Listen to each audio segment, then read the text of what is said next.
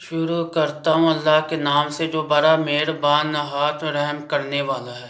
جدید دور میں کہ جہاں آج ہم نے زمین کا کونا کونا چھان مارا ہے، یہاں تک کہ ہم دوسرے سیاروں پر بھی قدم رکھ چکے ہیں، لیکن پھر بھی یاجوج ماجوج کی جائے رہائش ہم کیوں نہیں ڈھونڈ سکے۔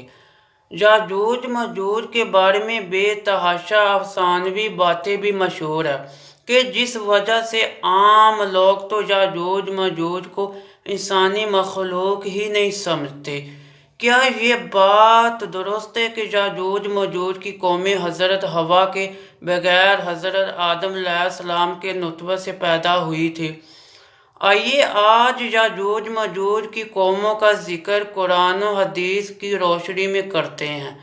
سب سے پہلے تو بات کرتے ہیں ان قوموں کی تخلیق کیسے ہوئی۔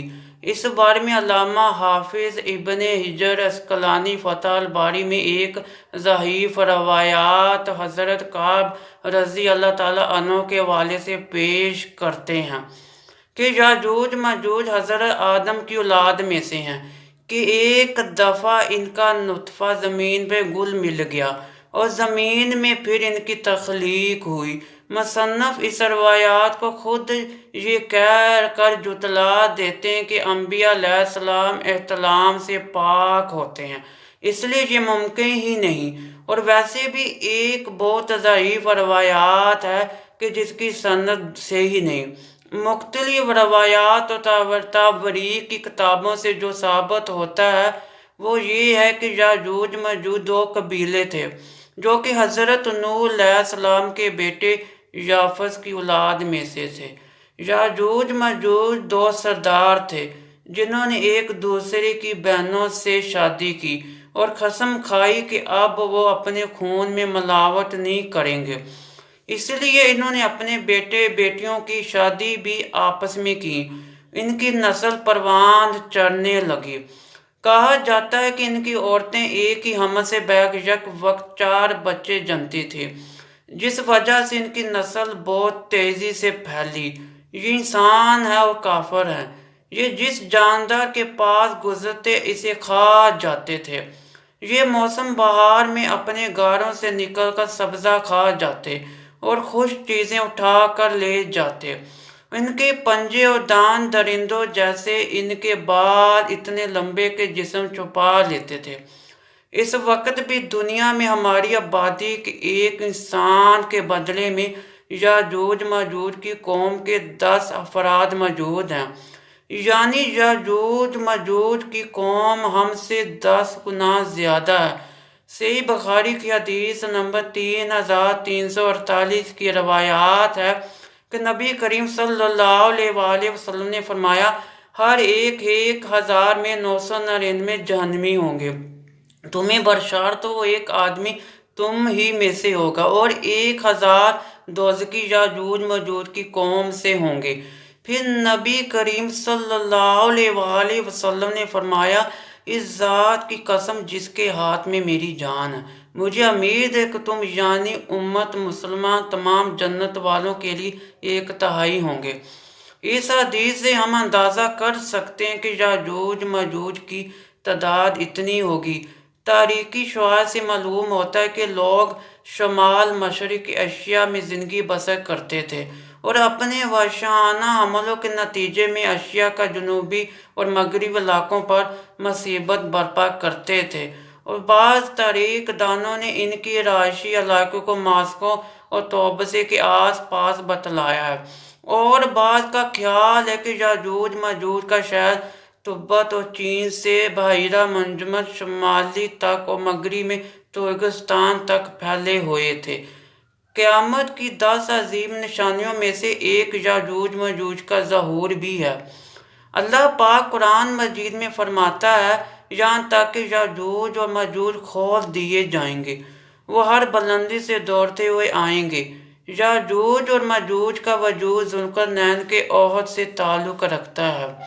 ذوالقرنین ایک بہت ہی نیک صفت انسان اور ایک عظیم بادشاہ تھے۔ اللہ پاک نے انہیں قوت اور طاقت سے نوازا تھا اور انہوں نے مشرق سے مغرب تک اپنی حکومت قائم کر لی اور تمام بادشاہ اور ممالک پر انہیں کی متعلق العنانی تھی۔ انہوں نے مشرق و مغرب کے دور دراز کے سفر طے کیے۔ ان کا تذکرہ قرآن مجید کی سورہ کہف کی آیات 98 تا 83 میں ملتا ہے، جس کی تفسیر ہمیں حدیث میں بھی ملتی ہے۔ اسی زمانے میں یاجوج ماجوج نے بھی قتل و غارت کا بازار گرم کر رکھا تھا۔ وہ ایسے وحشی تھے کہ انسان کو زندہ چیر پار دیتے، اور خون کی نڈیاں بہانا ان کا معمول تھا۔ جب بھی کوئی علاقہ فتح کرتے تو وہاں موجود جوان لڑکیوں کا خون پی جاتے، جس سے وہ خود کو دوبارہ جوان محسوس کرتے۔ پھر جب حضرت ذوالفقارنین فتوحات کرتے کرتے یاجوج ماجوج کے قریب پہنچتے ہیں تو وہاں کے لوگ ان سے شکایات کرتے ہیں کہ ہمیں کسی طرح اس ظالمہ قوم سے نجات دلائے۔ اللہ پاک سورہ کہف کی آیت نمبر 93 تا 98 میں فرماتا ہے، یہاں تک کہ جب دو دیواروں کے درمیان پہنچا، ان دونوں کے پرے اس نے ایک ایسی قوم پائی جو بات سمجھنے کے قریب بھی نہ تھی۔ انہوں نے کہا، میں ذوالفقارنین یاجوج ماجوج اس ملک میں بڑے بھاری فسادی ہیں، تو کیا ہم آپ کے لیے کچھ خرچ کا انتظام کر دیں، اس شرط پر کہ آپ ہمارے اور ان کے درمیان ایک دیوار بنا دیں؟ اس نے جواب دیا کہ میرے اختیار میں میرے پروردگار نے جو دے رکھا ہے وہی بہتر ہے۔ تم صرف قوت و طاقت سے میری مدد کرو، میں تم میں اور ان میں مضبوط حجاب بنا دیتا ہوں۔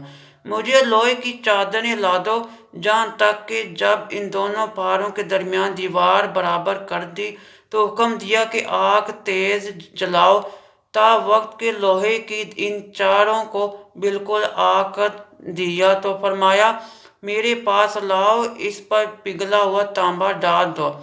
بات تو ان میں اس دیوار کے اوپر چڑھنے کی طاقت نہ تھی اور نہ ان میں کوئی سراغ کر سکتے تھے۔ کہا، یہ صرف میرے رب کی مہربانی ہے، ہاں جب میرے رب کا وعدہ آئے گا تو اس سے زمین بوس کر دے گا، بے شک میرے رب کا وعدہ سچا اور حق ہے۔ ناظرین گرامی، اب آپ یہ تو جان چکے ہوں گے کہ یاجوج ماجوج کو کس نے اور کیسے قید کیا، لیکن سوال اب یہ ہے کہ وہ کب اور کیسے اس دیوار کو گرا کر باہر آئیں گے۔ اس بارے میں ابن ماجہ کی حدیث نمبر 4080 پیش کرتے ہیں۔ حضور صلی اللہ علیہ وآلہ وسلم نے فرمایا، یاجوج ماجوج ہر روز اپنی دیوار کھودتے ہیں، یہاں تک کہ جب قریب ہوتا ہے کہ سورج کی روشنی ان کو دکھائی دے تو جو شخص ان کا سردار ہوتا ہے وہ کہتا ہے، اب لوٹ چلو، باقی خل کھودیں گے۔ پھر اللہ پاک اسے ویسے ہی مضبوط کر دیتا ہے جیسے وہ پہلے تھی، یہاں تک کہ جب ان کی مدت پوری ہو جائے گی اور اللہ پاک ان کا خروج منظور ہوگا تو وہ عادتوں کے مطابق دیوار کھود دیں گے۔ جب کھودتے کھودتے قریب ہوگا کہ سورج کی روشنی دیکھیے تو اس وقت ان کا سردار کہے گا، اب لوٹ چلو، انشاءاللہ کل کھودیں گے، اور انشاءاللہ کا لفظ کہیں گے، چنانچہ اس دن وہ لوٹ جائیں گے اور دیوار اسی حال پہ رہے گی جیسے وہ چھوڑ کے گئے تھے۔ پھر وہ صبح آ کر اسے کھودیں گے اور اسے کھود کر باہر نکلیں گے۔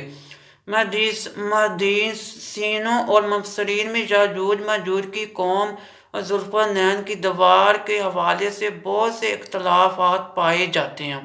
اب تک 5 ایسی دیواریں سامنے آ چکی ہیں جن کے بارے میں قیاس کیا جاتا ہے کہ ان کے پیچھے ہی یاجوج ماجوج کو قید کیا گیا ہے۔ ان میں سے ایک دیوار چین بھی ہے، لیکن یہ عام مسالے سے بنی ہوئی ہے۔ یمن میں دیوار مارب کے بارے میں بھی سد ذوالفقارنین ہونے کا گمان کیا جاتا ہے، لیکن یہ سیلاب روکنے کے لیے بنائی گئی تھی۔ کہف کہار میں دریائے خضر بحر اسود کے درمیان دیوار کی طرح کا پہاڑی سلسلہ شمال اور جنوب کو الگ کرتا ہے۔ یہاں ایک لوہے کی دیوار بھی نظر آتی ہے جس کے بارے میں لوگ قیاس کرتے ہیں کہ یہی ذوالفقارنین کی دیوار ہے۔ ایک دفعہ ایک صحابی نے رسول صلی اللہ علیہ وآلہ وسلم سے عرض کیا کہ میں نے اس دیوار کو دھاری دار چادر کی طرف دیکھا ہے جس کی ایک دھاری سرخ ہے اور ایک کالی ہے۔ اس پر رسول صلی اللہ علیہ وآلہ وسلم نے فرمایا، واقعی تم نے اس کو دیکھا ہے۔ باقی یہ دعویٰ کہ سائنس کی ترقی کی وجہ سے اب دنیا کا کوئی چھپا نہیں بچا، یہ دعویٰ غلط ہے اور بے دلیل ہے۔ جس دیوار کی اور جس قوم کی حق تعالیٰ نے خبر دی ہے وہ صحیح اور درست ہے، اس پر ایمان لانا واجب ہے اور اس کی تصدیق فرض ہے، مگر ہم کو اس دیوار کا موقع محال معلوم نہیں۔ بلا شبہ عقلاً یہ ممکن ہے کہ ہمارے اور ان کے درمیان بڑے بڑے سمندر اور بڑے بڑے پہاڑ حائل ہوں۔ اب سوال یہ پیدا ہوتا ہے کہ پہلے دجال کا ظہور ہوگا یا پھر یاجوج ماجوج کا؟ صحیح مسلم حدیث میں کچھ اس طرح روایات ہے کہ رسول صلی اللہ علیہ وآلہ وسلم نے فرمایا، جب دجال کا ظہور ہو جائے گا تو حضرت عیسیٰ ابن مریم علیہ السلام دمشق کی مشرق جانب سفید مینار پر زرد کپڑوں پہنے ہوئے دو فرشتوں کے بازوں پر ہاتھ رکھتے ہوئے اتریں گے۔ ان کی سانس کی بھاپ جس طرف جس کافر کو بھی پہنچے گی وہ ہلاک ہو جائے گا۔ حضرت عیسیٰ علیہ السلام دجال کو باب لد کے مقام پر قتل کریں گے، پھر اللہ پاک کے حکم سے حضرت عیسیٰ علیہ السلام مومنین کو قوی طور پر لے جائیں گے، کیونکہ اس وقت یاجوج ماجوج کا ظہور ہوگا جن کو کبھی شکست نہ ہوئی تھی۔ یاجوج ماجوج ہر بلندی سے پھیل جائیں گے۔ جب یاجوج ماجوج ظاہر ہوں گے تو اتنی زیادہ تعداد میں ہوں گے کہ ان کا پہلا گروہ بحیرہ طبریہ کا سارا پانی پی جائے گا، اور جب ان کا آخری گروہ بحیرہ طبریہ پر پہنچے گا تو وہ گمان کرے گا کہ کبھی یہاں پانی ہوتا ہوگا۔ زمین کو فتح کرتے کرتے وہ بیت المقدس تک پہنچیں گے تو کہیں گے ہم نے ساری دنیا فتح کر لی، اب آسمان کو بھی فتح کیا جائے۔ تو وہ آسمان پر تیر پھینکیں گے جو خون آلود ہو کر واپس آ جائیں گے۔ تو یاجوج ماجوج کہیں گے ہم نے تو آسمان بھی فتح کر لیا، دنیا میں قحط پڑ جائے گا کیونکہ وہ سارا پانی پی جائیں گے اور ساری فصلیں کھا جائیں گے۔ پھر حضرت عیسیٰ علیہ السلام ان کے ساتھی جو کہ قوی طور پر مشہور ہوں گے وہ اللہ سے دعا کریں گے تو اللہ پاک حضرت عیسیٰ کی دعا قبول کرے گا، تو یاجوج ماجوج کی گردنوں میں ایک کیڑا پیدا ہو جائے گا جس سے ساری قوم ہلاک ہو جائے گی۔ ہر طرف یاجوج ماجوج کی لاشیں ہوں گی، گندگی، بدبو اور خون کی ندیاں بہہ رہی ہوں گی، یہاں تک کہ زمین پر پیر رکھنے کو جگہ نہ ملے گی۔ تو پھر حضرت عیسیٰ علیہ السلام اللہ پاک سے دعا کریں گے تو اللہ پاک بڑے بڑے پرندوں کو بھیجے گا جو ان کی لاشوں کو اٹھا کر کہیں دور لے جائیں گے جہاں اللہ پاک کا حکم ہوگا۔ رسول اللہ صلی اللہ علیہ وآلہ وسلم نے فرمایا، اس ذات کی قسم جس کے ہاتھ میں میری جان ہے، زمین کے جانور ان کا گوشت اور چربی کھا کر خوب موٹے ہوں گے۔